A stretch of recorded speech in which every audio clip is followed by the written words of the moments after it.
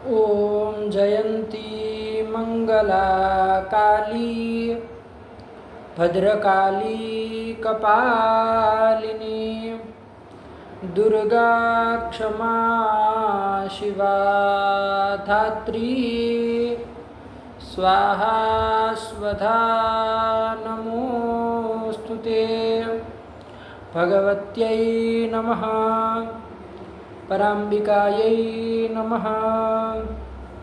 चलिए, तो पिछले पाठ में हम लोगों ने सायं चिरम प्राणे प्रगे व्ययेभ्यष्ट्युट्युलौ तुट च इस सूत्र पर्यंत शैक्षिक प्रकरण को देखा। अब इसके बाद तत्र जातः से हम लोगों को पाठ करना है, आगे बढ़ना है। तो ये चीज़ आप लोग उसके तत्र जातः को पढ़े उसके पहले जान लीजिए।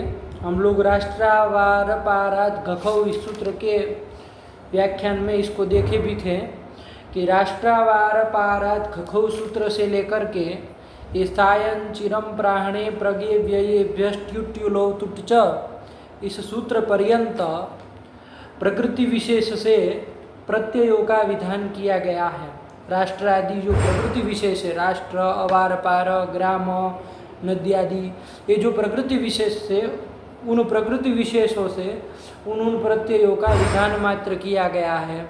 वो प्रत्यय किन किन अर्थों में होंगे, किस अर्थ में होंगे, ये उन सूत्रों में नहीं बताया गया है। ठीक है। और कैसे समर्थ विभक्ति अंतों से वो उत्पन्न होंगे वो भी बात नहीं बताई गई है। बस केवल और केवल प्रकृति विशेष से प्रत्ययों का ही विधान किया गया है। ये बात वहाँ पर बताई थी कि यह प्रकृति विशेषाद घादयः ट्युट्युलन्ताः प्रत्यया उच्यन्ते, है ना। प्रकृति विशेष से प्रत्यय ही कहे गए हैं। तेषां जातादयो अर्थ विशेषाः समर्थ विभक्तयश्च वक्ष्यन्ते। उन प्रत्ययों के अर्थ क्या होंगे, जातादि अर्थ, वो आगे कहे जाएंगे। और वो प्रत्यय कैसे विभक्त्यंत, राष्ट्र से तो होगा, लेकिन राष्ट्र के कैसे विभक्त, सप्तम्यंत से, षष्ठ्यंत राष्ट्र से, किस विभक्त्यंत से होगा, उस समर्थ विभक्ति का भी निरूपण आगे करेंगे। ये बात बताई थी। अब तत्र जाता से अब यहाँ से यही काम करने जा रहे हैं। ठीक है ना। उन प्रत्ययों के अर्थ भी बताएंगे और किस विभक्त्यंत से वो प्रत्ययों की उत्पत्ति होगी वो भी बताया जाएगा। तो अब तत्र जाता से अब यही चालू होने जा रहा है। तो देखा जाए तो तत्र जातः यही सूत्र आ गया। सरल है, हम लोग इसकी प्रक्रिया, इसका अर्थ करना, ये सब हम लोग तस्यापत्यम के प्रकरण में देखे ही थे। तो एक बार बोल लिया, ये तत्र जातः दो पद है इसमें। तत्र ये लुप्त पंचमी कम पदम और जातः इति प्रथमैक वचनांतम आयज्ञ है। तत्र जो है वो सप्तम्यंत का अनुकरण है ना, और लुप्त पंचमी का पद है। तो कर लिया जाए इसका सप्तम्यंतात् प्रातिपदिकात् जातः इति अर्थे अणवास्यात्, यही ना अर्थ हो जाएगा। अरे प्राग्दिव्य तो अण से अण की अनुवृत्ति आ ही जाएगी। ठीक है ना। तो क्या अर्थ हो जाएगा कि भाई सप्तम्यंतात् समर्थात् प्रातिपदिकात् जाते अर्थे, चाहे जातः इति अर्थे अणवास्यात्, यही सीधा सीधा अर्थ इसका निकल जाएगा। जैसे तस्यापत्यम वगैरह में किए थे ना, पूरा जोड़ के तस्यापत्यम की तरह यदि बोलना हो तो जैसे वहाँ वृत्ति बनाए थे वैसे ही कर लेना कि सप्तम्यंतात् कृत संदेहे समर्थात् प्रातिपदिकात् अणवास्यात् जात इति अर्थे, ये कर लेना। लगा कि नहीं लगा? वही लिखे, देखिए वृत्ति सप्तमी समर्थात्, सप्तमी समर्थात् मतलब समझ में आएगा ना, सप्तम्यंतात् समर्थात् जात इति अर्थे अणादयो घादयश्च स्युः। देखो अण की अनुवृत्ति आ रही तो अणवास्यात् यही होगा कि भैया सप्तम्यंत प्रातिपदिक कोई हो, समर्थ प्रातिपदिक, तो उससे क्या कर लेना, अण प्रत्यय विकल्प से कर लेना। लेकिन यदि इसका कोई अपवाद पूर्व में कहे गए हैं, है ना, तो वो भी हो जाएंगे जात अर्थ में। सप्तम्यंत प्रातिपदिक से जात अर्थ में वो अपवाद प्रत्यय भी हो जाएंगे। उक्ताः वक्ष्यमाणाश्च प्रत्यया वास्युः लगाए थे ना तस्यापत्यम में, वैसे यहाँ भी कर देना कि उक्त जो प्रत्यय, उक्त मतलब पहले जो कहे गए ये अण के अपवाद यदि कोई होंगे मान लीजिए, तो वो भी हो जाएंगे। और वक्ष्यमाण आगे यदि कोई अपवाद प्रत्यय कहे जाएंगे तो वो भी हो जाएंगे। तो इस तरह से कर देना है। तो वही इन्होंने लिख दिया अणादयो घादयश्च स्युः, अणादि प्रत्यय है ना, अण तो यही कर देगा, इसका अपवाद आदि विशेष कोई आएगा है ना, तो वो भी हो जाएगा। और घादयश्च अभी अभी राष्ट्रावार पारात कखौ, ये शेषे के अधिकार में जो ये सूत्र आए इनके द्वारा क्या किया गया, राष्ट्र आदि से घ प्रत्यय किया गया कि नहीं किया गया, तो वो घ प्रत्यय भी हो जाएंगे। आया कि नहीं आया, किस जाता अर्थ में, ठीक है ना। तो ये सूत्र जाने रहिए, बस सीधी सीधी बात है। ये तत्र जाता आपका क्या है, ये सामान्य रूप से अण करने वाला सूत्र है, विधि सूत्र भी है, ये अण भी करेगा, सामान्य रूप से यही अण करता है। लेकिन यदि अपवाद आदि कोई बैठ जाएगा राष्ट्रावार पारात कखो, चाहे उसके पहले भी वो साधारण प्रत्यय में अश्वपत्यादिभ्यश्च वगैरह यदि अपवाद प्रत्यय बन जाएंगे तो वो भी हो जाएंगे। और आगे भी यदि कोई अपवाद होंगे तो वो भी हो जाएंगे। उक्ताः वक्ष्यमाणाश्च प्रत्ययाः स्युः। और यदि कोई अपवाद नहीं है तो ये सूत्र तो अण कर ही देगा, यही बात है, सरल है। चलो देखा जाए, तत्र जाता वही लिख दिए है सप्तमी समर्थात, मतलब सप्तम्यंतात् समर्थात जाता इति अर्थे अणादयो घादयश्च स्युः, बन गया। चलिए अब क्या आएगा, उदाहरण देखा जाए। सृघ्ने जातः स्रौघ्नः, तो सृघ्ने जातः, देखो यही कर रहे हैं। सृघ्न नाम का एक देश विशेष है, देखो 7 नंबर लिख दिए होंगे, कौन सा देश है भाई, 7 नंबर देखो। सृघ्नो देश विशेष, सृघ्न ये कोई देश विशेष है, कौन सा, तो कहा पाटलिपुत्रम, कहूँ उसमें पटना लिख दिए। तो आजकल का जो पटना है इधर बिहार में पड़ता है, तो उस पटना देश विशेष को पाटलिपुत्र कहते हैं, उसी को सृघ्न कहते हैं। तो ध्यान रहेगा ना, यही तो लिखे इति विख्यातम नगरम, पटना के नाम से विख्यात जो नगर है उसको कहते हैं सृघ्न। इति पद्मचंद्र कोश, ऐसा पद्मचंद्र कोश कोई है, अमर कोश की तरह कोई पद्मचंद्र कोश है, तो उसमें कहा गया है। तो लग रहा है कि किसी अन्य आचार्य का मतभेद होगा इसमें, तभी लिख रही थी पद्मचंद्र कोशः। तो चलिए ध्यान रखिएगा, कोई नहीं, अभी तो हमको सृघ्न कोई देश विशेष है, पटना मान लीजिए। तो सृघ्ने जातः, सृघ्न देश में उत्पन्न, जातः मतलब उत्पन्न पैदा होने वाला, तो सृघ्ने जातः, ये लौकिक विग्रह कर लेंगे, अलौकिक विग्रह कर लीजिए। सृघ्न घी और जात अर्थ में क्या कर लिया जाए, अरे तत्र जातः, इस सूत्र से अण प्रत्यय कर लिया जाए। अब इसका तो कोई अपवाद आया नहीं था, न आगे आने वाला है। अरे कोई नहीं ना, राष्ट्रावार पारात कखो इत्यादि में कोई नहीं आया था, सृघ्न के लिए तो नहीं आया था कि ये प्रत्यय होगा सृघ्न से। और उधर अश्वपत्यादि व्यश्च वगैरह में भी सृघ्न का कोई नहीं आया था, और आगे भी नहीं आने वाला है। तो सामान्य रूप से ये क्या कर देगा, अण कर देगा। तो सृघ्ने भवः ये लौकिक विग्रह, जातः क्षम्यतां सृघ्ने जातः ये लौकिक विग्रह, और सृघ्न गी जात अर्थ में कर लो अण प्रत्यय, किससे, अरे तत्र जातः, इसी से कर लिया जाए, अण का अ रहेगा। तद्धितांत मान करके प्रातिपदिक संज्ञा गी का लुक कर देंगे। सृघ्न अ क्या कर लिया जाए, नहीं थे तो आदि अच को ऊ को वृद्धि औ कर लो, और सृघ्न में अकार का यस्येति च से लोप कर दो, और ये अण का आकार मिला दो, स्रौघ्न, ये बन जाएगा शुरू तो विसर्ग स्रौघ्न। हाँ, सृघ्न देश में उत्पन्न, पटना में मान लीजिए कुछ उत्पन्न है ना, कोई पुरुष है चाहे कोई पदार्थ है, तो उसको कहेंगे स्रौघ्न। हाँ, सृघ्ने जातः स्रौघ्न, सृघ्न देश में उत्पन्न, यही तो कर लिए। ठीक, चलिए फिर क्या दे रहे हैं, दूसरा उदाहरण दे रहे, उत्से जातः। ये देखो सृघ्न, ज़्यादातर ये सृघ्न को देंगे, ये अण जो सामान्य अर्थ वाले आएंगे तत्र जातः तत्र, तो सब में प्रायः सृघ्न का देंगे, क्योंकि उसका कोई अपवाद न पहले कहा गया न आगे कोई आने वाला है। तो प्राय ना सब जगह क्या करेंगे, अरे ये सृघ्न को लेके ही देंगे, ठीक है ना। तो कोई बात नहीं है, कोई यदि अपवाद सूत्र भी आएगा तो वो अपवाद प्रत्यय भी हो जाएंगे, सप्तम्यंत प्रातिपदिक से जात अर्थ में वो अपवाद प्रत्यय भी हो जाएंगे।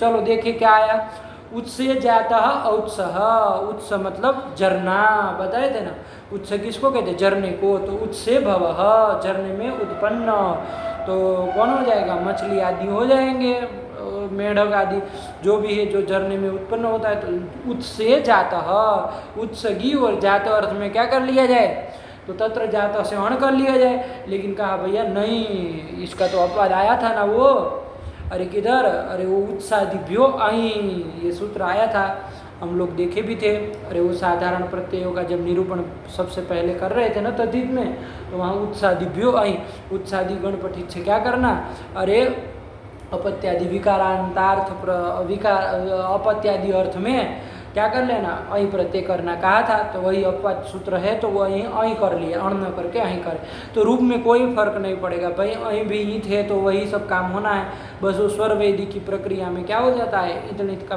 फर्क पड़ जाता है, वरना यहाँ तो रूप तो वही अण करके जो बनता वही अहीं में भी बनेगा। तो चलो कोई नहीं, ध्यान रखिएगा, अहीं करेंगे, जात अर्थ में क्या करेंगे, अहीं करेंगे, किससे, उत्सादिभ्यो अहीं, इस सूत्र से कर लेंगे।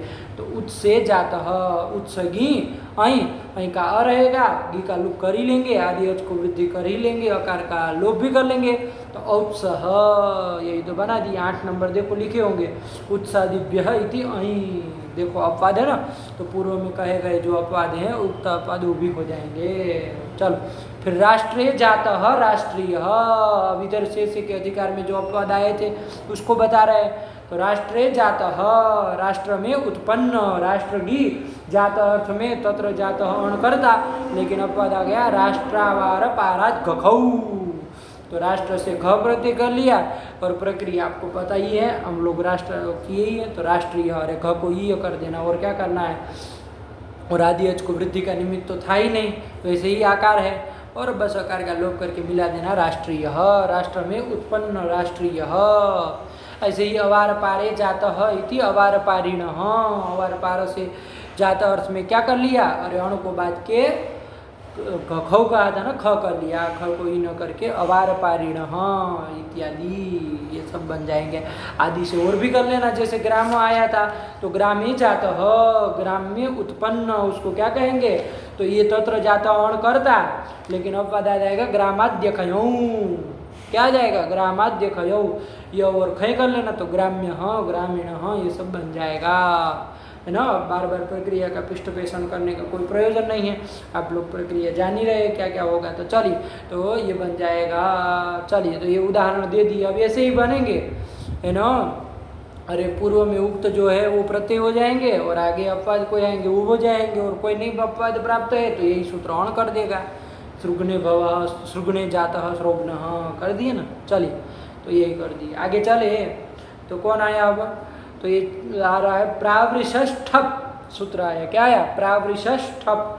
तो चलो देखा जाए, ये 4 3 26, तो तत्र जातः के बाद का ये वो 25 है, ये 26 है, तो वही जातः का अधिकार आ रहा है, तो जातः आ जाएगा, तो वही कर लेना कि सप्तम प्रावृषष्ठप में 2 पद है, प्रावृषः इति पंचम एकवचनांतम, ठप इति प्रथम एकवचनांतम, तो वही तत्र जातः में लगा दोगे ना कि सप्तम्यंत प्रावृष शब्दात जात इति अर्थे ठप वास्यात, ठप प्रत्यय करने वाला सूत्र आ गया कि भैया प्रावृष, ये वर्षा ऋतु का वाचक प्रावृष मूर्धन्य शकारांत शब्द है, तो वो ऐसे सप्तम्यंत प्रावृष शब्द से क्या होता है, जात अर्थ में ठप प्रत्यय होता है, तत्र जाता आ जाएगा ना, तो वो लगा देना है सब कि सप्तम्यंतात् प्रावृष प्रातिपदिकात जात इति अर्थे ठप स्यात्, तो ठप प्रत्यय कर लेंगे, है कि नहीं है। तो चलो वही है, क्या लिख रहे, एण्यापवाद, एणियों का यह अपवाद है, देखो प्रावृषि कह बना दिए, तो करो प्रक्रिया से करो, समझाते। प्रावृषि जातः, वर्षा ऋतु में उत्पन्न, वर्षा ऋतु में उत्पन्न होने वाले जो पदार्थ है तो उसको कहेंगे, देखते क्या बनता है, तो प्रावृषि जातः, अलौकिक विग्रह करो, प्रावृष गी, और जात अर्थ में सबसे पहले क्या होने जा रहा था, तत्र जातः, ये होने जा रहा था भाई सामान्य रूप से अण प्रत्यय, लेकिन उसका अपवाद पूर्व में एक आया था, कौन आया था, प्रावृष एणीय, आया था ना भाई, अरे राष्ट्रवार पारत खखो की तरह प्रावृष एणीय आया था ना, कि प्रावृष से एणीय करना, शेष अर्थ में, सब अर्थों में कर रहा था, तो जात अर्थ में भी प्रावृष से क्या होना चाहिए, एणीय होना चाहिए, लेकिन अब जाताधिकार में इसका अपवाद सूत्र और आ गया, क्या, प्रावृषष्ठप, है ना, कि भैया प्रावृष से जात अर्थ में क्या करना, ठप करना, तो हो गया ना, जात अर्थ में इसको करना है, उसको तो अन्य अर्थ भी मिल जाएगा, तो चलो ये उसका भी अपवाद बन जाएगा, किसका, एणियों का, तो लगा कि नहीं लगा, सबसे पहले तत्र जात से अण प्राप्त था, उसका अपवाद पूर्व में कहा गया जो प्रावृष्य एणीय था वो था, एणीय होने जा रहा था, लेकिन उसका भी अपवाद ये बना दिए कि भैया जाता अर्थ में तो प्रावृष्य शब्द से ठप करना, तो ठप किया जाएगा। लगा कि नहीं लगा? इसका मतलब क्या निकला? वो प्रावृष्य एणीय शेष अर्थ में हो रहा था, लेकिन अब शेष अर्थ में तो जाता में भी हो रहा था, लेकिन जाता में तो अपवाद आ गया, तो जाता से भिन्न अर्थ में, भवादि अर्थ में वो एणीय हो पाएगा। लगा कि नहीं लगा? अरे वही तो वहाँ पर भी बताए थे, प्रावृष्यणीय के प्रकरण में टिप्पणी देखे थे, वर्षा काले भवः, वर्षा काल में भव, देखो भव अर्थ किए थे वहाँ पर, जाता क्यों नहीं किए? तो वहाँ लिखे थे जाता अर्थ हेतु ठकी लिख दिए, ठप करना चाहिए, ठप ही प्रावृषिक इति रूपम, कि भैया जात अर्थ में तो क्या हो जाएगा? ठप प्रत्यय हो जाएगा, ठप नहीं ठप हो जाएगा, तो प्रावृषिक ये रूप बनेगा। तो जात अर्थ में तो चूंकि अपवाद आ रहा था, लेकिन अन्य भवादि अर्थ जो शेष अर्थ है उसमें तो एणीय हो जाएगा। तो चलिए ध्यान रखिएगा। तो फिलहाल जाता अर्थ करना है, प्रावृषि जाता, तो प्रावृषि से क्या कर लिया जाए? एणीय का अपवाद भूत ये जो प्रावृष ठप है वो ठप प्रत्यय कर लिया जाए, ठप का ठ रहेगा, ठ को ये कर लिया जाए तद्धितांत मान करके प्रातिपदिक संज्ञा, और गी का लुक कर दिया जाए प्रावृष ठ, है ना, और ठ को क्या कर लिया जाए? अरे ठ से कह से इक कर लिया जाए, और आदि अच की वृद्धि का निमित्त तो कुछ है नहीं, है ना, तो क्या कर लिया जाए? बस मिला देना है, प्रावृषिक, प्रावृषि जाता, प्रावृषिक, वर्षा ऋतु में उत्पन्न, यही अर्थ करना है। जाता अर्थ में ही करेगा ये, लगा कि नहीं? यदि भव आदि अर्थ होगा तो फिर ये नहीं करेगा, तो फिर कौन करेगा? तो फिर प्रावृषेणीय से एणीय करके प्रावृषेण्य, हाँ ये बन जाएगा। लगा कि नहीं लगा? तो चलिए प्रावृषि जातः प्रावृषिक, यही तो बना लिए। चलो फिर कौन आया? प्राय भव, तो अब ये भी अर्थ है जातः की तरह, ये भी अर्थ है प्राय भव। तो चलो एक ही पद है, प्राय भव इति प्रथमैक वचनांतम, और तत्र की अनुवृत्ति ले आएंगे, देखो लिख दिए तत्र इति एव, तो वही कर लो, सप्तम्यंतात् प्रातिपदिकात् प्राय भवः इति अर्थे अणवास्यात्, ठीक है ना, कि सप्तम्यंत प्रातिपदिक से प्राय भव अर्थ में अण प्रत्यय विकल्प से होता है, और अपवाद कोई आ जाएगा तो उक्ता वक्षमाणा चौब सब जगह लगा देना। हम लोग सामान्य रूप से शुद्ध शुद्ध अर्थ कर रहे हैं, अणवास्यात्, अपवाद कोई आएगा तो वो भी हो जाएगा। चलिए ये कर दे, तत्र भव, तत्र इति एव, तत्र आ जाएगा। चलो फिर उदाहरण दे रहे हैं, ये प्राय भव अर्थ में करता है। प्राय भव मतलब क्या? तो प्रायण भव, प्रायण होने वाला, है ना, बाहुल्य न अधिकतम होने वाला, आया कि नहीं आया? देखते हैं, लिखते हैं तो क्या लिखते हैं? सृघ्ने प्रायण बराबर बाहुल्य न भवती, कि सृघ्न में, सृघ्न देश में, पटना में प्रायण मतलब बाहुल्य न अधिकतम होने वाला कोई पदार्थ है तो उसको कहेंगे श्रोघ्न, हाँ ठीक है ना। तो प्राय भव अर्थ में कर रहे हैं, ठीक है ना, कौन अर्थ में? प्राय भव, प्रायण भवती, है ना, प्रायण भवती मतलब बाहुल्य न, बहुल अधिकतम होने वाला, है ना, अधिकतम होने वाला। मान लीजिए कोई पदार्थ है जो वहीं पर पटना में ही बाहुल्य न होता है, अन्यत्र भी होता होगा लेकिन पटना में बाहुल्य न होता है, तो उस पदार्थ को क्या कहेंगे? श्रोघ्न। हाँ, अरे जैसे मान लीजिए बनारसी साड़ी है, तो बनारस में होती है, कहाँ होती है? बनारस में होती है, लेकिन कहीं कहीं बाहर भी होती है, लेकिन बाहुल्य न कहाँ मिलती है? बनारस में मिलती है। अरे यहाँ से बेचने के लिए बाहर भी तो जाएगी, तो बनारसी साड़ी बाहर भी मिलेगी, अन्यत्र अन्यत्र, है ना, लेकिन बाहुल्य न यहाँ पर होती है, तो इसीलिए ये क्या कहा जाएगा? प्राय भव, आया कि नहीं? तो ऐसे ही कर लेना है, सृघ्ने प्रायेण भवती, यही कर लेना। अरे प्रायेण का ही अर्थ है बाहुल्य न, है ना, तो सृघ्ने प्रायेण भवती, अथवा तो कर दो सृघ्ने प्राय भव, ऐसे भी बोल दो। तो करो सृघ्नगी और प्राय भव अर्थ में क्या कर लिया जाए? अरे इसी सूत्र से प्राय भव से अण कर लिया जाए, कोई अपवाद सृघ्न में तो कोई अपवाद है नहीं, तो अण कर लिया जाए और प्रक्रिया वही करके श्रोघ्न, हाँ यही तो बन जाएगा, है ना, कि सृघ्न देश में पटना में बहुलता से होने वाला, प्रायण अधिकतम होने वाला कुछ पदार्थ, तो श्रोघ्न। हाँ चलो सरल सरल सूत्र है एकदम, है ना। इससे सरल सूत्र क्या निकलेंगे, बस अर्थ करते चलो, उदाहरण देते चलो। और ऐसे ही अपवाद कुछ हो गए, राष्ट्रीय प्राय भव, ये कर लोगे तो राष्ट्रीय बन जाएगा, क्योंकि अण का अपवाद वही ख प्रत्यय हो जाएगा, क्या दिक्कत है, तो वही कर लेंगे। और कोई अपवाद होगा तो वो भी कर लिया जाएगा, कुछ नहीं होगा तो ये अण कर ही देगा, यही बात है। अब बार बार नहीं बनाएंगे सब रूप, आप बनाते चलिए। चलिए फिर कौन आया, संभूते, यही तो आ गया, एक ही है, संभूते सप्तम एक वचनांतम, आया कि नहीं आया। संभूतम भी लिख देते तो चल देता है सब, चूंकि अर्थ प्रथमार्थी लिखते हैं ना, तो ऐसे ही करते थे, लेकिन सप्तमी कर दिए। चलिए तो वही तत्र ले आइए, तो सप्तम्यंतात प्रातिपदिकात संभूते इति संभूते अर्थे अणवास्यात्, यही कर लेना है कि भैया सप्तम्यंत प्रातिपदिक से संभूत अर्थ में, संभूत मतलब क्या, तो संभूत मतलब देखो लिख दिए 11 नंबर, अत्र नपुंसके भावेक्तः संभूतम बराबर संभावना, संभावना है ना, समावेश होगा, समावेश को भी कह दिए। तो संभावना अर्थ में, समावेश अर्थ में क्या हो जाता है, अण प्रत्यय विकल्प से हो जाता है, किससे, तो तत्र की आ ही रही अनुवृत्ति, बना लो वृत्ति। सप्तम्यंतात् प्रातिपदिकात् संभूते अर्थे अणवास्यात्, संभावना अर्थ में अण विकल्प से होता है। करो, सृग्ने संभवती इति सृग्न, सृग्न देश में, है ना, संभवती, आया कि नहीं।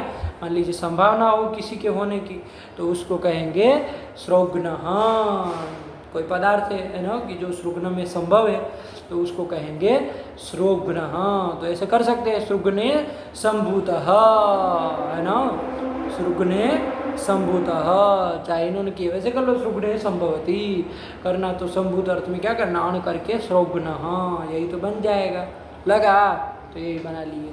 ये सृग्न बार बार इसलिए दे रहे क्योंकि वहाँ कोई अपवाद नहीं आया है पहले भी, और न आगे आने वाला है, इसलिए सामान्य रूप से वही दिखा रहे, है ना।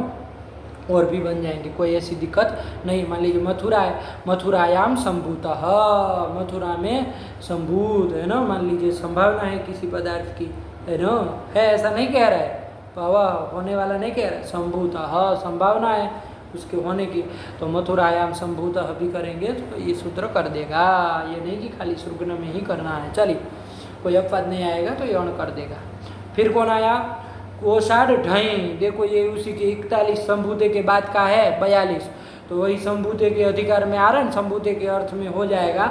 तो कोषाढ़ ढई दो पद है, कोषात, कोषादिति पंचम एक वचनांतम, ढई इति प्रथम एक वचनांतम, अरे उष्टुत्व हो गया है तो कोषाढ़ लिख दिए, अरे कोषाद था ना, तो द उष्टुत्व ड कर लिए, तो कोषाढ़ ढई, है ना, कि कोष प्रातिपदिक से ढय होता है, एक नया, लेकिन किस अर्थ में भाई, तो वही संभूते के बाद का है तो वही चलेगा कि भैया सप्तम्यंत कोष शब्द से, कोष प्रातिपदिक से संभूते अर्थ में ढय प्रत्यय होता है, यही तो कर लेंगे, तो वही बना दिए, सीधे लिख दिए कौशेयम वस्त्रम, तो कर लिए, कोष शब्द है, कोशे क्या कर लेंगे, अरे संभूतम संभवती, ये कर लीजिए, कोशे संभवती, कोश में संभव, है ना, संभव संभवती, है ना, कोश में होने की संभावना है, तो उस पर को कहेंगे कौशेयम। तो कैसे बना करिए, कोशे संभूतम, ये लौकिक विग्रह कर लेंगे, अलौकिक विग्रह क्या कर लेंगे, कोश गी, और संभूत अर्थ में, अरे तो संभूते से अण होने जा रहा था, लेकिन देखो ये अपवाद प्रत्यय आ गया ढाई, तो ढाई कर देना है, तो ढाई का ढ रहेगा, तो द्वितानुमान के प्रातिपदिक संज्ञा कर ली जाए, गी का लुक कर दिया जाए, कोष ढ, ये स्थिति बनेगी, ढ को क्या होता है, ढस्य एय, अरे आय ने ई नी यह फट गच काम प्रत्यय आदि नाम, प्रत्यय आदि ढ को एय कर दो, तो क्या बन जाएगा, कोष एय, ये बन जाएगा, वो ढाई ईत था ना, तो आदि अच ओ को वृद्धि औ कर लो, और अकार का यश च से लोप कर लो, कौशेय, और वस्त्रों को कह रहे हैं तो कौशेयम वस्त्रम, आया कि नहीं, कोशे भवम, कौशेयम वस्त्रम, है ना, कोश में संभूत, है ना, संभावना है जिसकी, उसको कहेंगे कौशेयम बराबर वस्त्रम। कौन से वस्त्र को कहते हैं, रेशमी वस्त्र को कहते हैं, कौशेय वस्त्र किसको कहते हैं, रेशमी वस्त्र, है ना, रेशमी वस्त्र होता है ना कपड़ा, तो उसको कहते हैं कौशेयम, तो कोश में होता है, तो वो जो रेशमी धागे है उसको कहेंगे कोश, और उसमें होने वाला कौशेयम वस्त्रम, यही कर लेना है। तो क्या है, सरल है भाई। अरे संभूते का अपवाद कोषाढ्य यहाँ गया तो वही तो कर लिए।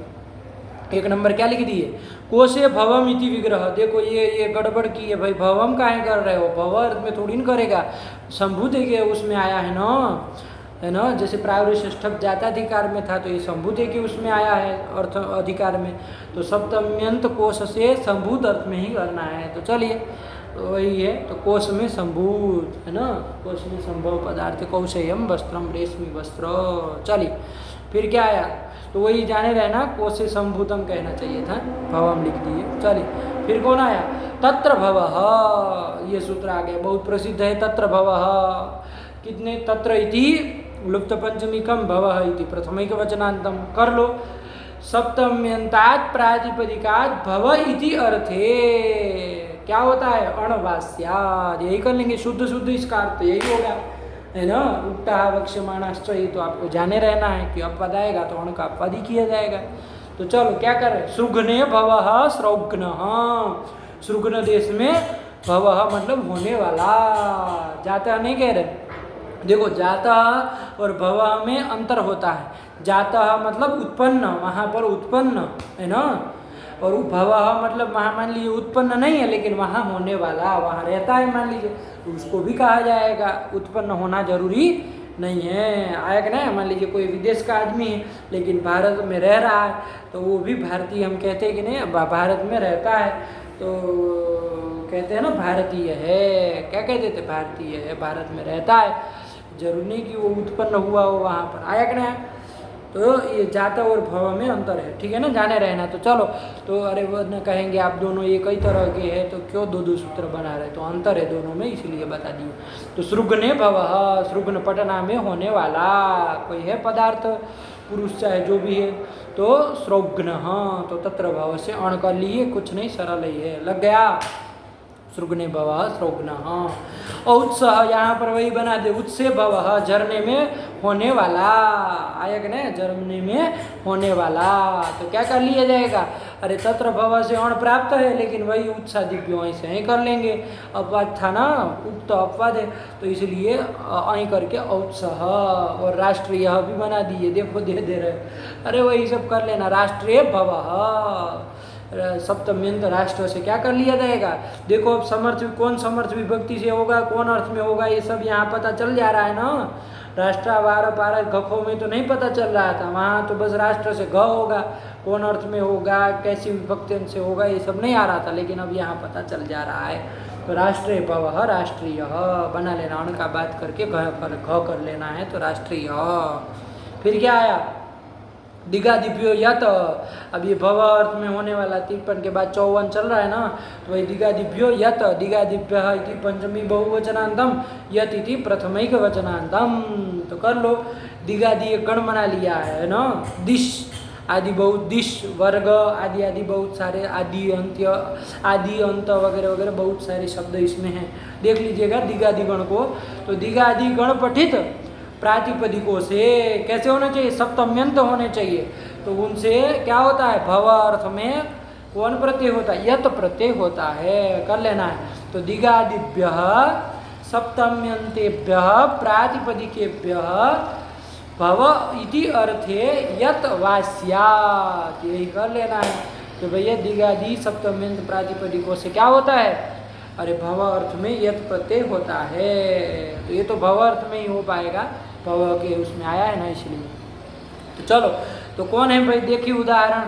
तो सबसे पहले दिश है, अरे उसी का दिग दिग दिशो दिशा चलता है ना, तो वही दिश शब्द है, तो उसी का करो, तो उसी का करो, दिशि भवम, दिश का सप्तमी में क्या दिशि बनता है, दिशि भवम, दिशा में होने वाला, अरे पूर्व आदि दिशा में, पूर्व पश्चिम आदि दिशा में होने वाला, तो दिशि भवम, ये लौकिक विग्रह, दिश गी, और भव अर्थ में तत्र भव से अण होने जा रहा था, लेकिन अपवाद आ जाएगा दिगादिभ्यो यत, दिगादिगण में आया है तो भव अर्थ में अण न करके यत कर लिया जाए, यत का य रहेगा, तो अधितानुमान की प्रातिपदिक संज्ञा, गी का लुक कर लेंगे, दिश य, और यत में कोई आदि अच की वृद्धि का निमित्त तो था नहीं, अरे इतनी कित तो है नहीं, और लोप किसी का हो नहीं सकता है, क्योंकि दिश जो है ये क्या है, अरे हलंत ही न है, वरना देखो यह पर रहते भ संज्ञा हो जाती तो अकारिकार का लोप ऐसे टीचर से करते, लेकिन है ही नहीं तो क्या लोप करेंगे, मिला देना है। दिश्य और नपुंसकलिंग कहे थे तो दिश्यम, दिशि भवम दिश्यम, दिशा में होने वाला। ऐसे ही वर्ग शब्द आया है तो वर्गे भवम, वर्ग में होने वाला। हमारे वर्ग मतलब समूह को कहते हैं तो समूह में होने वाला, है ना। चाहे वर्ग मतलब कवर्ग आदि को भी कहते हैं, अरे वर्ग है ना वो, कवर खबर तो वर्ग है, तो वर्गे भवम तो क्या बन जाएगा, वर्ग्यम। तो वही किया वर्ग घी और भव अर्थ में यह कर लिया, और क्या करना है, घी का लूक और अकार देखो इधर तो है तो यस्य तिच से अकार का लोप कर देंगे, मिला देना है वर्ग्यम, वर्गे भवम वर्ग्यम। ऐसे ही दिगादिगण में आदि भी आया है, आदि शब्द, तो आदौ भवम क्या कर लेंगे, आदौ भवम, है ना। तो आदौ भवम क्या बन जाएगा, अरे आदि घी और भव अर्थ में यत कर लिया था, यत का य रहेगा, घी तो चला ही जाएगा, आदि य इकार का लोप कर दो, आद्य, आद्यम बन जाएगा ना, नहीं कहते आद्य है, आद्य शंकराचार्य। तो आदौ भवः आद्यः पुल्लिंग भी चला सकते हो, और आदौ भवा आद्या, आद्या शक्ति आदि में होने वाली भगवती जगदम्बा आद्या। फिर आदौ भवम नपुंसकलिंग भी कर सकते हो, आदि में होने वाला कोई मान लीजिए कुल है तो आद्यम कुलम, तो ऐसे भी बन जाएगा, क्या करना है, तो यही तो कर लिया। वैसे ही अंत शब्द भी आया है इसमें, दिगादिगण देखेगा, यदि गण देखेंगे ना तो बढ़िया से बहुत सारे शब्द आपके सामने खुलेंगे, वरना तो क्या एक दो उदाहरण जो दी वही बना के रह जाएंगे, है ना, फिर पता नहीं रहेगा कोई अपवाद मतलब क्या किया जाए। लेकिन गण देख लेना चाहिए, प्रसिद्ध प्रसिद्ध शब्द याद रह जाए। तो अंते भवम अंत्यम बन जाएगा ना, अरे अंते भवम अंत्यम नहीं कहते, अंत्य है मतलब अंत में होने वाला, तो यही तो बन जाएंगे, कितने सारे शब्द बन जाएंगे प्रसिद्ध प्रसिद्ध। चलिए, तो दिगादिभ्यो यत लग गया ना, तो दिगादिभ्य सप्तम्यंतेभ्य प्रातिपदिकेभ्य भव इति अर्थे यत वास्यात्, यत करने वाला सूत्र का आ गया। चलिए फिर कौन आया, शरीरावयवाच्च, वही चल रहा है भव, शरीरावयवाच्च देखो कितने पद है, शरीरावयवात् इति पंचम एक वचनांतम च इति अव्ययम। शरीर का अवयववाची कोई प्रातिपदिक हो तो ऐसे सप्तम्यंत प्रातिपदिक से भव अर्थ में कौन होता है, तो चकारात किए 3 नंबर क्या लिख दिए, अरे कौन प्रत्यय कर रहे, तो 3 नंबर देखो, चकारात दिगादिभ्यो यत इत्यतो यत इति आकृष्यते, यत की अनुवृत्ति ले आना, तो यत प्रत्यय ही करेगा। तो किससे करेगा, वो तो दिगादिगण पठित शब्दों से कर रहा था, ये किससे कर रहा है, शरीरावयववाची प्रातिपदिकों से करेगा। शरीर का अवयववाची जैसे दांत, कंठ, हाथ, पैर वगैरह जो भी ये शरीरावयववाची है शब्द प्रातिपदिक, तो ऐसे सप्तम्यंतों से भव अर्थ में क्या होता है, यत प्रत्यय करने वाला सूत्र है। तो कर लो, शरीरावयवात च, शरीरावयवात सप्तम्यंतात् प्रातिपदिकात् भव इति अर्थे यत वास्यात्। तो देखो बना दिए दंत्यम, दंते भवम दांत में होने वाला, दांत जो है दंत, तो ये दंत जो है वो शरीरावयव का वाचक है कि नहीं है, अरे शरीर का ही अवयव है ये, तो शरीरावयव वाचक कौन हो गया, दंत। तो ऐसे सप्तम्यंत प्रातिपदिक से यत प्रत्यय करना है भव अर्थ में। तो दंते भवम दांत में होने वाला, मान लीजिए रोग है ना, दांत में मान लीजिए कोई रोग आदि हुआ है तो उसको कहेंगे दंत्यम, आया कि नहीं आया। और मान लीजिए दांत में होने वाला कोई वर्ण आदि है ना, तो उसको कहते दंत्य, नहीं कहते दंत्य वर्ण है, तो दंते भवम दंत्यम ये बन जाएगा। जैसे तकार आदि को कहते थे ना दंत्या है ना, अरे ऋतुलसा नाम दंता, वो तो बता रहे कि ऋतुलस का दंत स्थान है, लेकिन वो सकार को कहते हैं दंत्य सकार। तो दंते भवः दंत्य सकार, दांत में होने वाला सकार, दांत से उत्पन्न होने वाला सकार, तो वही दंत्यम बना दिए। तो दंते भवम बना के नहीं बना, तो चलिए अब वो विशेष पदार्थ आप किसी को भी बनाइए, हमको तो भव अर्थ करना है। दंते भवम दंत्यम प्रक्रिया ही जाएगी, दंत घी भव अर्थ में यत कर लिए, यत का यो रहेगा, अकार का यश से से लोप कर दे, मिला दे दंत्यम। फिर कंठ्यम, कंठे भवम, कंठ्यम कंठ में होने वाला, तो कंठ्यम है ना, तो कंठ्यम वर्ण को भी कह दो, चाहे कोई और भी चीज़ हो कंठ में होने वाला कंठ्यम, ये कहते कंठ्य वर्ण है, तो कंठ में होने वाला कंठ्यम। चलिए फिर क्या आया, अध्यात्मादेष्ठिष्यते, अध्यात्मादेहे पंचम एक वचनांतम, ठई इति प्रथम एक वचनांतम, इष्यते तो क्रियापद है ही। तो अध्यात्मादि, अध्यात्मादि एक गण बना दिया, उससे ठई इष्यते, ठई प्रत्यय इष्ट है। वार्तिककार कह रहे इससे ठई करना चाहिए, किस अर्थ में, तो वही भव अर्थ में, भव का प्रकरण चल ही रहा है ना, तो भव अर्थ में हो जाएगा। अध्यात्मादि अर्थ आया ना, तो अध्यात्म आदि गण पठित सप्तम्यंत प्रातिपदिकों से भव अर्थ में ठई प्रत्यय होता है, यही तो वार्तिक का अर्थ हो जाएगा। क्या लिख रहे हैं, अध्यात्मम भवम, आध्यात्मिकम। देखो आध्यात्मिक बना रहे हैं ना, हम लोग बोलते हैं आध्यात्मिक है, आध्यात्मिक है, तो कैसे बना तो जाने रहिए। अध्यात्मम भवम, अध्यात्म, अध्यात्मादिगण में सबसे पहला शब्द है अध्यात्म, तो उससे सप्तम्यंत से करना है, तो अध्यात्मम लिख दिए। तो जाने रहना आप लोग अध्यात्म शब्द कैसे बना है ये जानना, तब जाके कर पाओगे, वरना गच्चा खा जाओगे, है ना। अरे अध्यात्म कैसे बना है, तो अरे अभी भाव समास में किए थे ना, आत्मनि अधि, आत्मा में अधिहरि की तरह अध्यात्म बनाए थे वहाँ पर। तो वहाँ पर चूंकि अभी भाव में क्या हो जाता है, वो सप्तमी मान लीजिए गी आती है तो उसको अम हो जाता है ना, तो अध्यात्मम बन जाता है। और विकल्प से होती है तृतीया सप्तमी और बहुलम, तो अध्यात्म भी कह सकते हो, और अम चूंकि विकल्प से हो जाता है तो अध्यात्मम भी कह सकते हो। तो वही लिखा अध्यात्मम भवम। तो ये मत कहिएगा अरे ये तो प्रथमा द्वितीयांत किसी से कर लिए, सप्तमी से नहीं किए हैं तो कैसे करेंगे, है ना। तो ये नहीं है, वहाँ वो विकल्प से गी को क्या किया जाता है, अम कर लिया जाता है, तो वही ध्यान रखिएगा। तो अध्यात्मम भवम, चाहे अध्यात्मे भवम, दोनों कर दो, कोई दिक्कत नहीं। अध्यात्मम भी करो तो जाने रहना ये सप्तमी ही है और कुछ नहीं है। तो चलो करो अलौकिक विग्रह, क्या कर लोगे, अध्यात्म गी और भव अर्थ में क्या कर लिया जाए, तो तत्र भव से अण कर रहे थे, लेकिन अब अपवादी वार्तिक हो जाएगा तो ठई कर लेंगे, ठई का ठ रहेगा, तो तद्धितांत मान के प्रातिपदिक संज्ञा और गी का लुक कर देंगे, अध्यात्म ठ, ये स्थिति बनेगी। ठ को क्या कर लिया जाए, ठस्य क से इक कर लिया जाए, है ना। और ये ठई जो था वो कैसा था, ईत था, तो आदि अध्यात्म के आदि अच अ है, उसको क्या कर लिया जाए, आवृद्धि कर दी जाए, और अध्यात्म में अकार का क्या कर दिया जाए, यसेति च से लोप कर दिया जाए। तो मिला दो आध्यात्मिक, और नपुंसकलिंग में आध्यात्मिकम, अध्यात्मम भवम, चाहे अध्यात्मे भवम, आध्यात्मिकम, आत्मा में होने वाला, है ना, आत्म संबंधी जो कुछ होगा आत्मा में होने वाला, तो उसको कहेंगे आध्यात्मिकम, है ना। तो उसी को कह देंगे आध्यात्मिकम। मान लीजिए कोई पुस्तक है जो अध्यात्म विषयक पुस्तक है, तो उसको कहेंगे आध्यात्मिकम पुस्तकम, है ना। दुख को भी कह दे आध्यात्मिक दुख, तो आत्म संबंधित जो दुख है उसको कह देते हैं आध्यात्मिकम। तो यही कर लेना, अध्यात्मम भवम। अरे अध्यात्मम भी बोल सकते हो, अध्यात्म भी बोल सकते हो, विकल्प से गी को अम हो जाता है, तृतीया सप्तमी और बहुलम सूत्र से। हम लोग अब यही भाव समास में इसको पढ़े हैं, तो वहाँ जाके प्रक्रिया देखिएगा, आप लोग जान ही रहे होंगे, तो कोई परेशान होने वाली बात नहीं है। चलिए, तो यही बना दिया अध्यात्मम भवम आध्यात्मिकम। फिर क्या आया, अनुशतिकादीनाम च, है ना, ये शाम उभय पद वृद्धि इति नीति किति च, ये उभय पद को वृद्धि कर रहा है। चलो देखा जाए, उदाहरण देखे तो समझ में आए।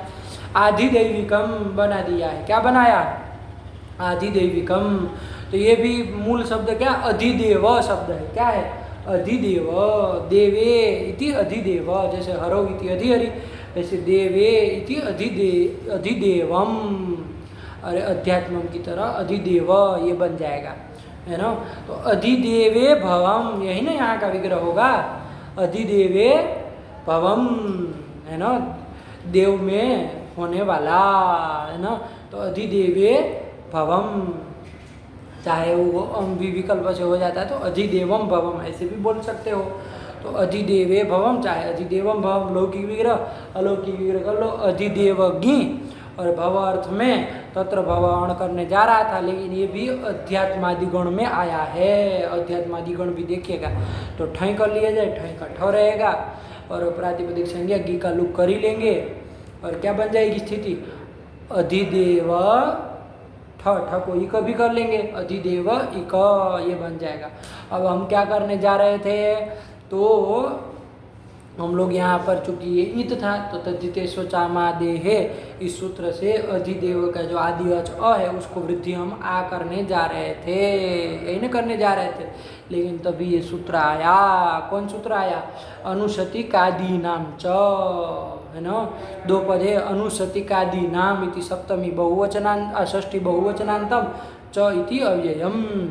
अनुशतिक आदि गण बना दिया, अनुशतिक, उसमें बहुत लंबा चौड़ा गण बना दिया, अधिदेव, अधिभूत, इहलोक, परलोक आदि बहुत सारे शब्द हैं, आकृति गण ही हैं लेकिन बहुत सारे शब्द प्रातिपदिक उसमें पड़े हैं। तो देखा जाए तो अनुशतिक आदि गण पठित शब्दों में कुछ कार्य कर रहा है, तो क्या कर रहा है, तो लिख रहा है ए शाम, मतलब अनुशतिक आदि गण में पठित शब्दों को उभय पद वृद्धि ही, उभय पद को वृद्धि करना। तो उभय पद को मतलब ध्यान रखिए बाबू, उभय पद को मतलब उभय पद को ऐसे सीधे वृद्धि नहीं करनी, उभय पद के आदि अच को वृद्धि करनी है।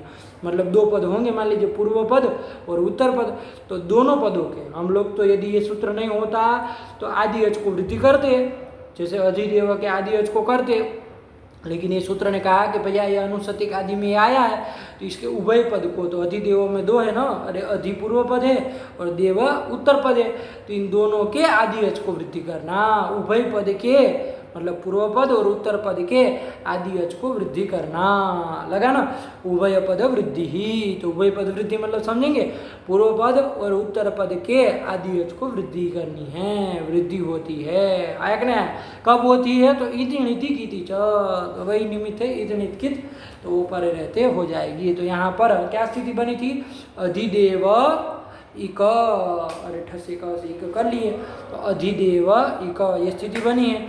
अब ये कैसा, इत प्रत्यय पर में, तो यहाँ पर हम लोग तो केवल तद्धितेषु चामादेः से आदि अच को ही वृद्धि करने जा रहे थे, है ना, पूरे समुदाय का जो आदि अच है उसको वृद्धि कर रहे थे।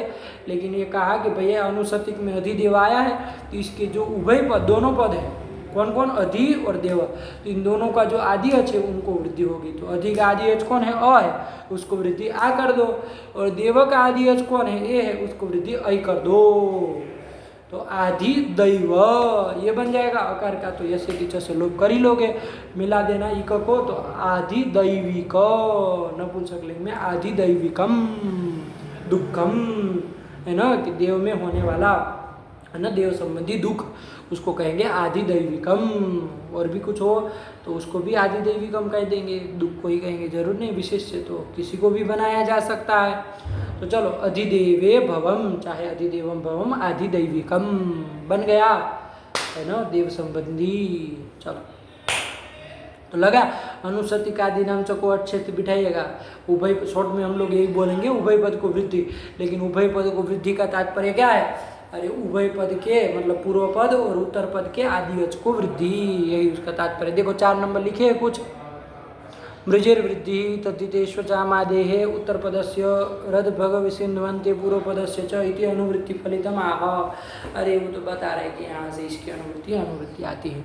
देखो ये वृद्धि वाले प्रकरण में, आदि वृद्धि वाले प्रकरण में पढ़ा था, तद्धितेषु चामादेः से जो आदि वृत्ति होती है ना, उसके प्रकरण में सूत्र आया, इसमें पूर्व पदस्य और उत्तर पदस्य इसका दोनों की अनुवृत्ति आ जाती है उन सूत्रों से। तो क्या अर्थ होगा कि अनुशतिक आदि गण पठित शब्दों के पूर्व पद को और उत्तर पद के आदि अच को वृद्धि होती है, यही ना।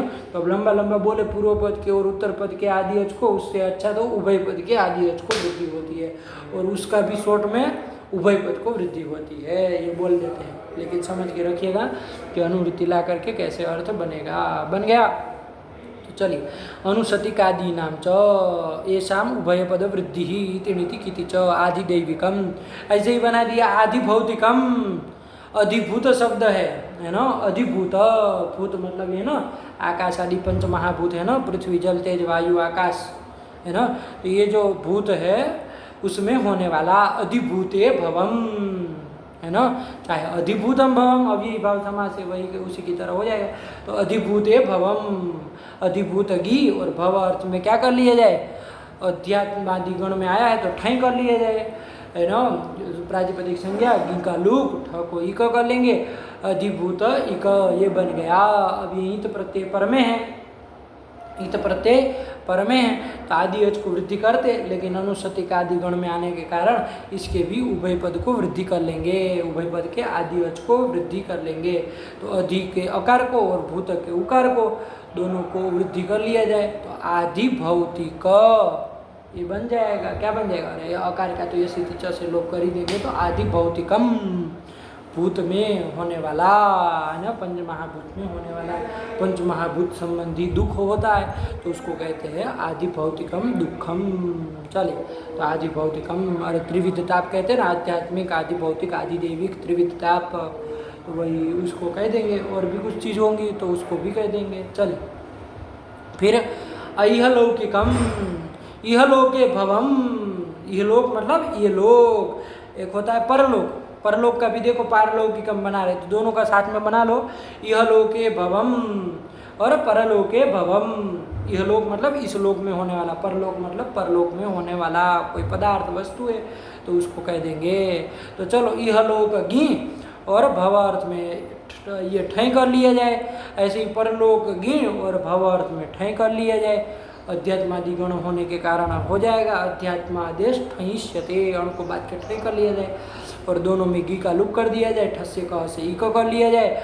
और यह लोक में यह अनुसति का दिगण में आया है तो यह लोक में उद पूर्व पदे इह और उत्तर पदे लोक, तो दोनों के आदि अच जो इह का ई को वृद्धि आई और ओ लोक में ओ को वृद्धि औ करके और अकार का लोप यसे च से करके क्या बन जाएगा? ई को मिला दो अइह लौकिकम, यही तो बन जाएगा अइह लौकिक वस्तु, नहीं कहते इह लोक में होने वाली वस्तु, अइह लौकिकम वस्तु, अइह लौकिकम। ऐसे ही पारलौकिकम, अरे परलोके भवम पारलौकिकम, तो यहाँ भी उभय पद को वृद्धि हो गई है। अब सरल है, आप लोग गण देखते रहिए अनुसति का आदि गण में कौन आया। यहाँ लिख दिए आकृति गणोयम, ये आकृति गण है। क्या है ये? आकृति गण है। अरे मतलब आकृति गण का तात्पर्य कि मान लीजिए कि कोई शब्द ऐसा है कि जिसमें क्या किया गया हो, इतनित कित परे रहते उभय पद को वृद्धि हुई हो, है ना, पूर्व पद और उत्तर पद के आदि अच को वृद्धि हुई हो और वो करने वाला कोई दूसरा सूत्र न हो तो उसको ये अनुसति का आदि गण में मान लेना, ठीक है ना। ऐसे ही अध्यात्मादेश ठय इष्यते भी अध्यात्मादि गण भी आकृति गण ही है, देख लीजिएगा। लेकिन आकृति गण होने के बावजूद उसमें जो पठित जो शब्द है आचार्य ने जो गण में पढ़े हैं 3, 4, 5, 10, 15 जितने भी है वो भी देखना चाहिए, ठीक। और यदि कोई आएंगे तो वो भी इसमें मान लिए जाएंगे। चलिए ये कर लिया। फिर क्या आया? जिह्वा मूलांगुलेच्छ, यही तो आ गया, वही चल रहा है, भव का अधिकारी चल रहा है ना, तो जिह्वा मूलांगुले है कहाँ बन जाएगा? पंचम एक वचनांतम छह इति प्रथम एक वचनांतम, तो जिह्वा मूलांगुले है। तो देखो दो शब्द है इसमें, जिह्वा मूल, जिह्वा का मूल भाग, जिह्वा का मूल भाग किधर इधर होता है ना, कंठ के आसपास रहता है तो उसको कहेंगे जिह्वा मूल। और दूसरा शब्द है अंगुली, अंगुली है ना, तो जिह्वा मूल और अंगुली प्रातिपदिक से क्या होता है? भव अर्थ में छ होता है, तो सप्तम्यंत से ही होगा, सीधी बात है। तो बना लो आभ्याम सप्तम्यंताभ्याम प्रातिपदिकाभ्याम भव इति अर्थे छह प्रत्यय वास्या, छ प्रत्यय विकल्प से होता है तो अण का अपवाद हो जाएगा, चाहे किसका। देखते हैं, चलो जिह्वा मूलियम बना दिया ना, तो करो ना इसमें जिह्वा मूले भवम, जिह्वा का जो ये मूल भाग है इधर कंठ के आसपास रहता है, तत्र भवम मतलब वहाँ पर होने वाला, जिह्वा मूले भवम। तो जिह्वा मूल गी और भव अर्थ में ध्यान दीजिएगा क्या होने जा रहा था, तो तत्र भव से क्या होने जा रहा था? अण होने जा रहा था, लेकिन उसका भी अपवाद एक आया था शरीरावयवाच्च, क्योंकि ये शरीर का अवयव है ना भाई, ये जीवा का मूल भाग कंठ की जैसे कंठ अवयव है वैसे जीवा मूल भी शरीर का अवयव है, तो यथ होने जा रहा था, उसको भी बांधने के लिए यथ का भी अपवाद आ जाएगा जिह्वा मूलांगुले छह, तो छ कर लिया जाए भैया, क्या करना है, सरल ही है। तो जिह्वा मूल गी छ प्रातिपदिक संज्ञा गी का लुग और छस्य, छ को क्या हो जाता है? ईय, दीर्घ वाला हो जाता है ईय, तो कर दो जिह्वा मूल ईय। और आदि अच की वृद्धि का निमित्त है नहीं है भाई, 6 ही तो किया, ये नहीं कितना ही है, तो वो नहीं होगा। और यश इति च से अकार का लोप तो हो ही जाएगा। तो क्या कर लिया जाए, मिला दो, जिह्वामूलीय, और नपुंसकलिंग में जिह्वामूलीयम, जिह्वामूले भवम जिह्वामूलीयम, जिह्वामूल में होने वाला, जिह्वामूलीयम वर्णम, जिह्वामूली वर्ण है ना एक, कौन वर्ण है, अरे क वर्ग और क और प से पूर्व में अर्ध विसर्ग सदृश जो होता है उसी को क्या कहते हैं, जिह्वामूलीय वर्ण कहते हैं। तो जिह्वामूली देखो उसका अनवर्थ नाम है, ऐसे ही नहीं रख दिया, क्या है, जिह्वामूलीय मतलब क्या, जिह्वामूल में होने वाला। देखो उसका स्थान भी बताए थे, कौन सा स्थान है, जैसे अकार का कंठ स्थान है वैसे जिह्वामूलीय जो वर्ण है उसका कौन स्थान है, तो जिह्वामूल, जिह्वामूलीयस्य जिह्वामूलम, कि जिह्वामूलीय वर्ण का जिह्वामूल स्थान है, बताए थे। तो जिह्वामूल तो ये स्थान का नाम हुआ, कंठ के आसपास है, उस में होने वाला जो वर्ण है उसको कहेंगे जिह्वामूलीयम। 6 प्रत्यय भाव अर्थ में कर लिए, और कुछ नहीं है, जिह्वामूलीयम। फिर क्या कर लिए, अंगुलीयम, अंगुल्याम भवम कर लेंगे ना, अंगुली में होने वाला रिंग आदि कुछ है तो उसको कह देंगे, चाहे और रोग आदि कुछ हो उसको भी कह देंगे, क्या दिक्कत है। तो अंगुल्याम भवम हो जाएगा ना, है ना।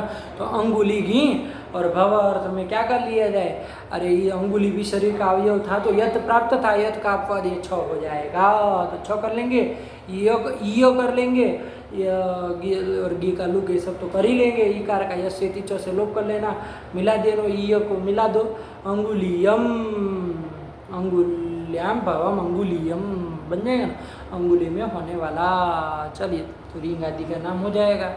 फिर कौन आया, वर्गान्ताच्च, वर्गान्ताच्च इति पंचम एकवचनान्तम च इति अव्ययम, है ना, 2 पद है। तो वर्गान्तात् वर्ग है अंत में जिसके, ऐसे प्रातिपदिकात् सप्तम्यन्तात् भव इति अर्थे कौन प्रत्यय, 6 ले आना, 6 प्रत्यय विकल्प से होता है। अरे वो 62 के बाद 63 है ना, तो 6 की अनुवृत्ति आ जाएगी। 5 नंबर लिखे है, 5 नंबर, अरे जीवामूलांगुले 6 इत्यतः 6 इति अनुवर्तते, 6 की अनुवृत्ति आ जाएगी। चलिए, तो वर्गान्तात् प्रातिपदिकात् सप्तम्यन्तात् भव इति अर्थे 6 वास्यात्, है ना, कि वर्ग है अंत में जिसके, ऐसे प्रातिपदिक से 6 प्रत्यय विकल्प से होता है भव अर्थ में। चलिए, कवर्गीयम, कवर्गीय भवम, कवर्ग में होने वाला। तो देखो ये कवर्ग जो प्रातिपदिक है कैसा है, वर्गांत है ना, वर्ग शब्द अंत में आ रहा है, भाई क का वर्ग कवर्ग, तो वर्गांत प्रातिपदिक हो गया ये। केवल यदि वर्ग रहेगा तो वहाँ नहीं होगा, वहाँ फिर नहीं हो पाएगा, ध्यान रखिएगा, वर्गे भवम नहीं चलेगा। वर्ग है अंत में जिसके ऐसा प्रातिपदिक, तो कवर्ग खवर्ग पवर्ग, है ना, तो ये सब बन जाएगा, ठीक है ना। तो ये वर्गांत प्रातिपदिक से क्या कर लेना है, भव अर्थ में कर लेना है 6 प्रत्यय। तो कवर्गे भवम, कवर्ग में होने वाला, कवर्गी, और भव अर्थ में अण को बात के भैया 6 कर लो, क्या करना है, कवर्ग में होने वाला। तो कवर्ग गी और 6 को ईय कर लेंगे, गी का लुक कर लेंगे, और आदि एच को वृद्धि तो करनी नहीं है, अकार का यश स्थिति जो से लोप करके मिला देना है, कवर्गीयम, कवर्गीयम कवर्ग में होने वाला वर्ण है। मान लीजिए ख, कवर्ग में होने वाले वर्ण कौन होते, क ख ग घ ग, ये 5 होते हैं ना। तो कवर्गीयम, कवर्ग में होने वाले, कवर्गीय वर्ण इसको कहते हैं। ऐसे ही पवर्गीय, फवर्गीयम, ये सब पवर्गीयम, टवर्गीयम, तवर्गीयम, चवर्गीयम, ये सब बन जाएंगे। और ऐसा नहीं कि वर्ण को ही कहेंगे, जैसे कहते कवर्गीय महाविद्यालय है, खवर्गीय महाविद्यालय है, तो कवर्ग में होने वाली महाविद्यालय कवर्गीयम, ये बन जाएगा। लगा, वर्गान्ताच्च। तो यहाँ तक भव अर्थ ही आया, भव अर्थ ही चल रहा था, ठीक। चलिए अब क्या आ रहा है, तत आगत, अब ये बदल रहा है, आगत अर्थ आ रहा है। यहाँ तक तो भव के ही चले अपवाद सूत्र, ठीक। अब तत आगत से भव आगत अर्थ में करने जा रहे हैं, ठीक है ना। तो चलो आगत अर्थ में अगले पाठ में देखते हैं, बहुत हो गया, यहाँ तक का लगा लीजिए। ये तत आगत को भी कर लीजिए, सरल है ये। तत ये क्या है, लुप्त पंचमी कम, और आगत ये प्रथमांत है।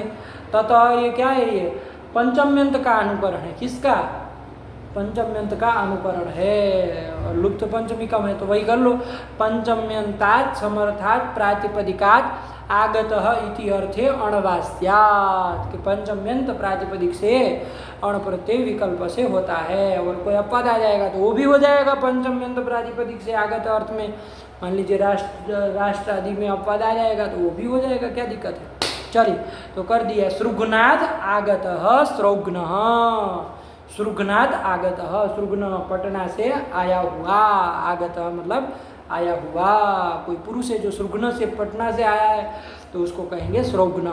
तो कर लो, सृग्न गसी, अरे सृग्नाद कहे थे ना, तो सृग्न गसी ये पंचम्यंत समर्थ प्रातिपदिक है, तो इससे आगत अर्थ में क्या कर लिया जाए, तो आगत है इस सूत्र से अण कर लिया जाए। कोई अपवाद तो है नहीं इधर सृग्न में, तो अण कर लिया जाए। अण का रहेगा, प्रक्रिया आप जान ही रहे हैं भैया, सृग्न है ना, कि सृग्न से, सृग्न देश विशेष से आया हुआ, सृग्न ये बन जाएगा।